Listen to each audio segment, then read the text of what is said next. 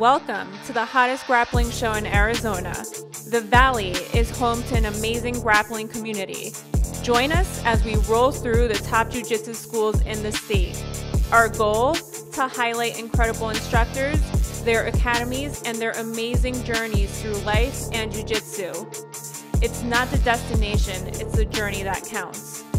Welcome to Rollin Through the Valley.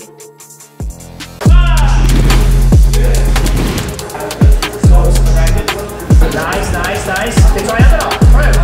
Arm by triangle. Arm by triangle. Sorry. 4, 5, 6. Turn my body. Down, take the leg over. So from this point,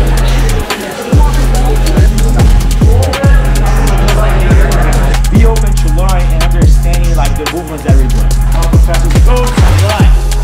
Yeah.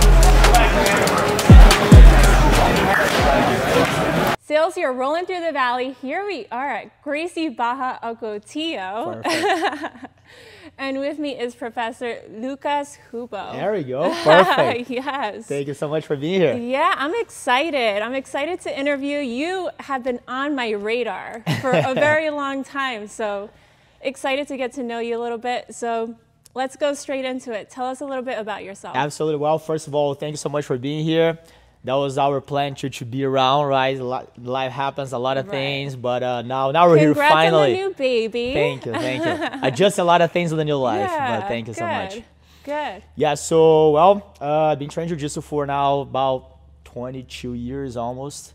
Started at age between 12 to 13 years old back in Brazil. And more I was seeing that jiu-jitsu was taking a big part of my life. Right, did college, was working with different things as a nutritionist, but felt like it was time for a change and took the risk, came here. I had like so many great people around for Gracie Barra here and the jiu-jitsu community overall in Arizona. Yeah, it's huge. Yeah, 9 years after, here we are. Yeah. So what got you into jiu-jitsu? First, well, two things mainly. I have one of my best cousins, you know, those that were super close. He was already training for a long time. And one of my best friends also training. He took me to jiu-jitsu. I always liked to do martial arts. So like most kids, I did karate for a little bit. I did kung fu for a little bit. And then I was already doing boxing for a little while. That was something that I stick a little bit longer. Yeah. So this great friend was always teasing me about like, jiu-jitsu is better than boxing, jiu-jitsu is better than karate. And it's like, okay, let's go.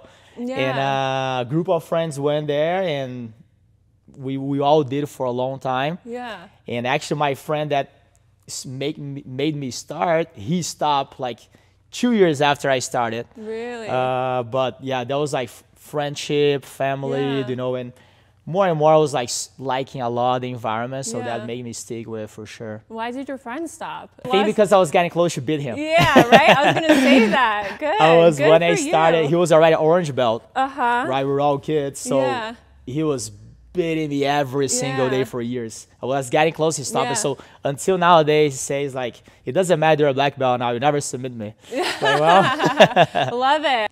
What does jiu-jitsu mean to you, and how does it relate to life? Like literally means everything, right? If you think about it, like I'm 34 years old. I'm doing that for 22, so big part of my life. And I feel like I learned so much through jiu-jitsu, right? Like not even talking about the techniques and moves and everything, but the lessons that the mat give us and the adversity and the struggle, right?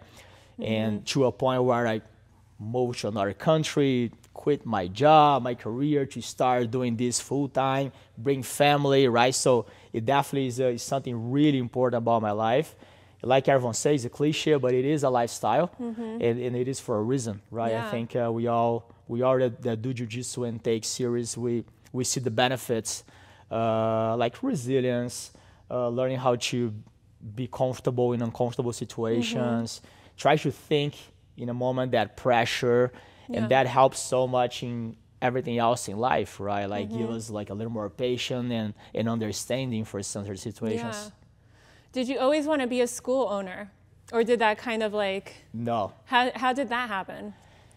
That was literally, it happened. Like when I was only a student back in Brazil, being like lighter weight, like smaller than most of the guys. I was always like being partnered up with the new students or the ladies that were doing classes. And then we were like coaching here and there, right? And I was liking to do that. You know, I was always trying to think about people's perspective, the way how they learn, right? The way how people learn is not always the same. Right. And I was always trying to identify this, and more I was having fun with that. On my nutritionist career, every time that I was making a speech or teaching something, I was trying to make analogies, and like I like it, that part of the job, right? So after I moved to United States, things started happening pretty fast to like work in the front desk, to start coaching more often, to have the opportunity to become a head instructor. Right, and then own your own school. Yeah. So it wasn't like the first plan, but it definitely was, okay, that's something that is becoming reality. Now we have like 2 locations, Ocotillo and Queen Creek, so things are going well, and you know, have a lot of work to do. By the way, this school is the nicest Gracie Barra that I've ever seen. Like, it is beautiful. And it is in the perfect location. Like, like you literally have like the good life here, for sure. Yeah, we moved recently to this building about a year ago. Actually, it was like early April last year. So I've been really happy with the place. Good for you. What is your competition experience? Do you still compete? Not as often as I used to. I mean, I was never a competitor full time, right? Like, I was competing because I like it. So now with all the schools and being a dad and everything, I try to compete a few times a year. So I always vision like American Nationals, Master Worlds, some AZBJJL tournaments, things like that. So maybe like 4 or 5 times a year, just to keep something active and be pushing. But I used to do much more, especially when I first moved to US, right? I was like competing pretty often. So I really like not only the day, I think the day of the tournament to me is like the fun day. But I really like the process. I like the training. I like the preparation, that little stress that we have because like we're pushing and then your diet, all this stuff. I really like that part. Right. And having that ultimate goal, right, to that day for a tournament, I think just make us better. So you're not retired. So we're going to see you at the Arizona Jiu-Jitsu League. Hopefully soon. Competing. Hopefully soon. Okay. Did a knee surgery a few weeks ago, but like soon. So I'm going to be back. Yeah, I mean, we're all like a little messed up, so no excuses. Yeah, you got to make your choices, right? Pick your poison. So. Right. So do you think competition is for everyone? I do think it's for everyone. I think not everyone might do this for a long time or a lot of competitions, but I do think it's for everyone. I think everyone can get benefit from. Something that we do here in our school, and I'm sure a lot of other schools, jiu-jitsu schools does as well, it's not mandatory to compete, but we recommend to at least try one time. And that time, you know when you're ready, right? If you ask me, right, as my student, I would say, so like, hey, let's do this tournament. I think you're ready right now, right? But sometimes, like, everyone feels a little bit different. Maybe it's that afraid of that unknowing. It seems pretty aggressive, or people think, my parents still think that, oh, you're going to get hurt doing competition. I never got hurt doing competition. Training for competition, yes, right? But, I mean, accidents happen all the time. But with that being said, I really believe like all the benefits that the competition can give us in terms of, especially for a kid, on you literally like start knowing yourself better, right? Being a stressful environment, a lot of noise, a lot of people, you're literally fighting with someone that most likely you don't know. It puts us sometimes to that adrenaline that most people don't experience, right? And some people right away, they just find that they're that competitor and they love it. Most people hate it. But they always get back better after it, right? Because now at least you know how you feel about it, how you handle your emotions. And those that understand this and keep doing and doing and doing, right? You learn how to control your emotions better to a competition, which is, you can apply that for everything else in your life, right? So the things that happen the most with students of mine is maybe they're doctors or they're lawyers. They have their own other career, and they after a while they say like, man, that competition or jiu-jitsu have been helping me so much because now I don't get nervous anymore when I go to an interview, when I go to an important meeting or talk with my boss, right? I know that I have that confidence to speak in the same level with everyone, right? And I think competition is one of the tools for that. Yeah, very true. Tell us about your first competition experience. How did that go? Not good. Not good? Not good. Not good. You didn't prepare at all? You thought you could do it? Yeah, exactly. It was like, again, I was probably training for about 3 months when I did my first competition. Well, from Gracie Barra was a high-end Gracie tournament in São Paulo. So like a lot of the Gracie Barras around, a lot of people travel to São Paulo to go for that tournament. And since my whole team pretty much was going there, I was like, okay, why not? I go there too, right? Yeah. So it was like white belt, 3 months in, and I got like those kids that had been training forever, right, in the first match. I remember like a few things about it. I was so nervous. I was a nerve wreck. Trying to pull guard.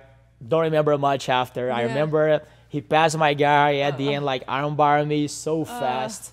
But for whatever reason, I really like it after. Like right away, I was hating, right? Like 5 minutes later, I was like, oh my gosh, never gonna do this again. 20 minutes after, I was like, I want to train again. I want to train. I'm gonna go back better, right? And years later, I met him, that guy again in the blue belt, different division. So we ended up not fighting. We ended up not fighting, unfortunately. But it was good. It was really fun. That was the very first one. Did you compete in other martial arts? Because you said you were doing karate and all of that. Did you compete in those previously? I mean, I did 3 or 4 boxing matches. Not much like it wasn't like a competition. It was kind of like in our words here, like an open mat for boxing, right? So just go there and do a few sparring, but never actual tournament. So that was the very first competition that you've ever done? I did a bunch of competition for soccer and tennis. Oh, okay, So I used to play a lot of soccer and tennis. So competing wasn't the problem. I mean, it was the first time that I was doing just by myself, so that it makes a big difference for sure. But yeah, the competition environment wasn't new for me. Can you share your competition mindset?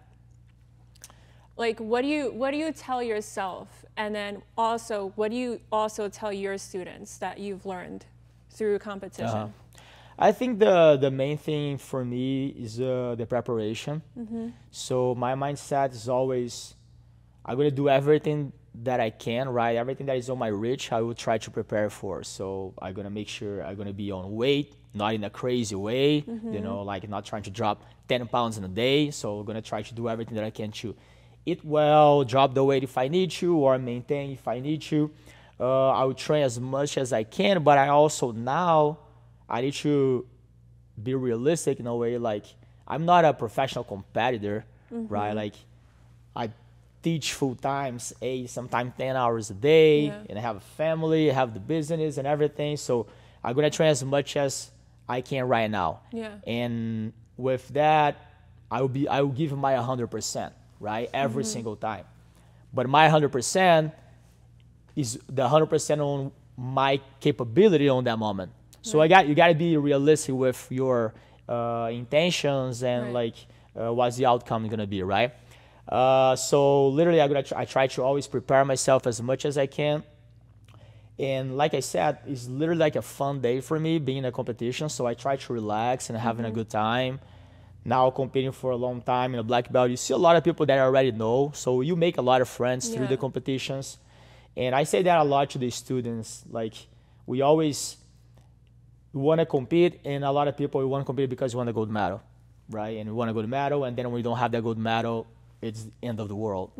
True is, after some years after that gold medal, we don't even remember that gold medal. It's not what matters, right? But like everything that we did to get there, right?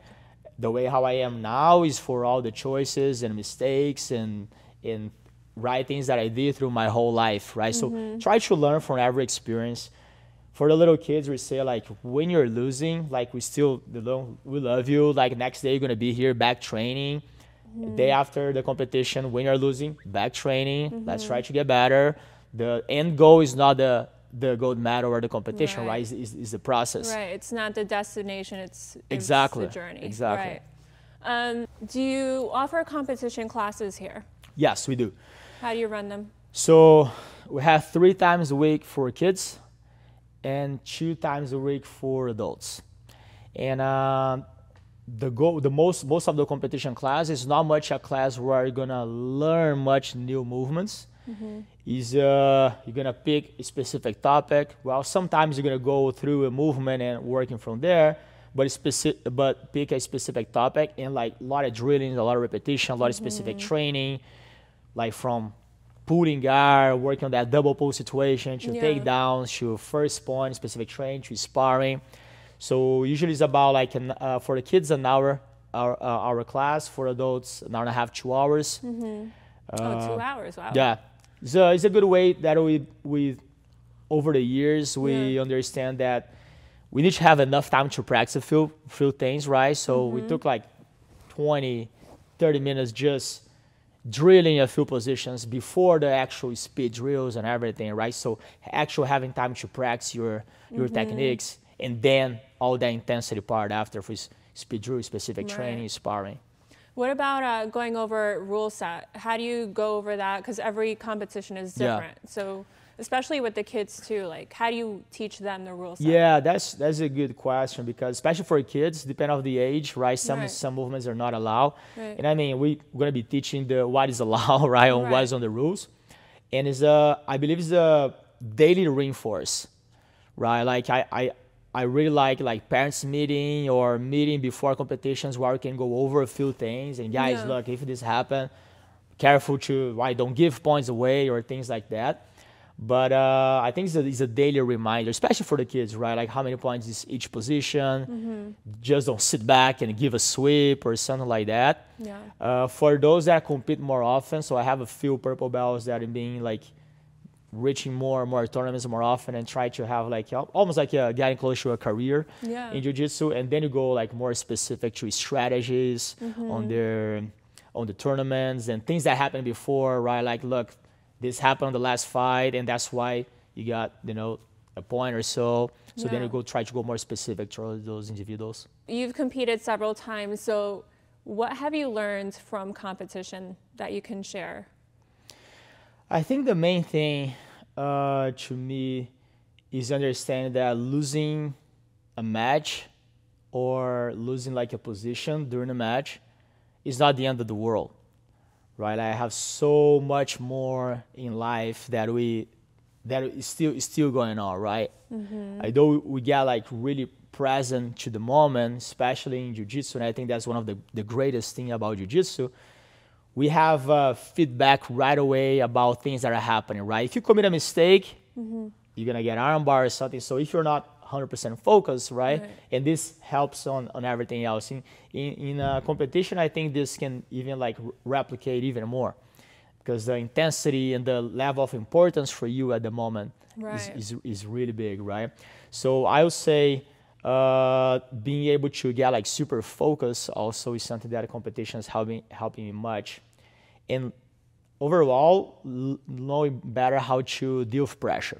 Right. I think I used to get like so nervous before competitions, and I still have the butterflies. I think right. That's part of the excitement, right? It's just how you're gonna direct that feeling, right? If it's like, oh, I'm afraid, or like, oh no, that's excitement, so let's keep going, right? And like try to understand my body, understand myself on like which one is which, and how to, if it's like the fear, how to bring that, right? I think fear is something important to have, because make us, to be more attention and focus, keep us on our toes. It doesn't mean you're going to stop, right? Just going to find our way there. Right. It's like the fight or flight. You need to have that. Exactly. If you could go back in time, what would you tell your younger self? Well, I think be patient is the best thing. Yeah. Like get all the opportunities that is present to you. Good opportunities, they don't pass by in front of you twice, right? It's one time, and then you gotta go and catch it. So like in training wise, I think the way how we train now is different than 20 years ago. Yeah. So if I have the mindset I have now for when I first started, I would definitely train smarter than I used to train.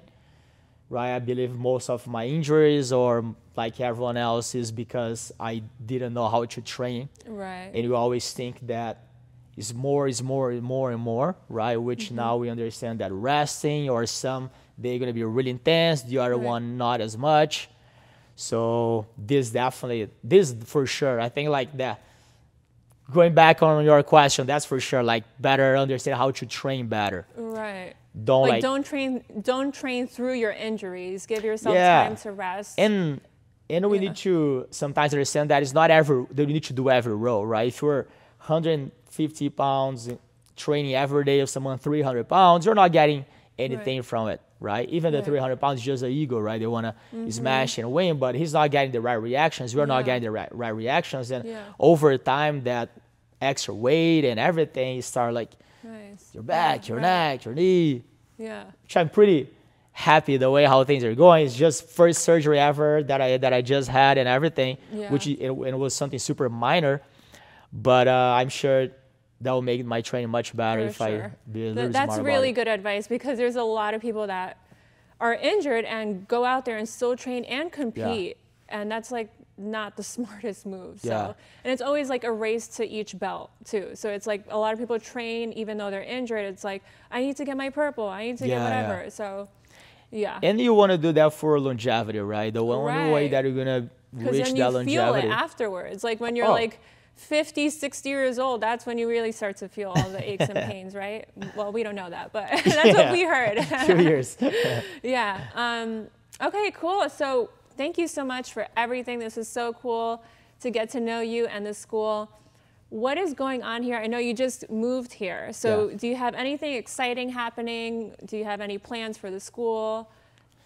Let us know. No, I think, so we moved here to this location about a year ago, and now it feels like things settle in place and just changing schedule and adapting to the size of the place, size of the classes and everything. So really happy with what we have going on right now in terms of classes, structure, like dynamic of coaches and everything. With our competition teams, we feel like after a few years now, we can see the kids, especially the kids competition team now is raising to the level where we were looking for, to the level of the state and national. I mean, you guys are really good. So you guys are always really good. Thank you. But it's really awesome, the level of competitiveness on the state right now, right?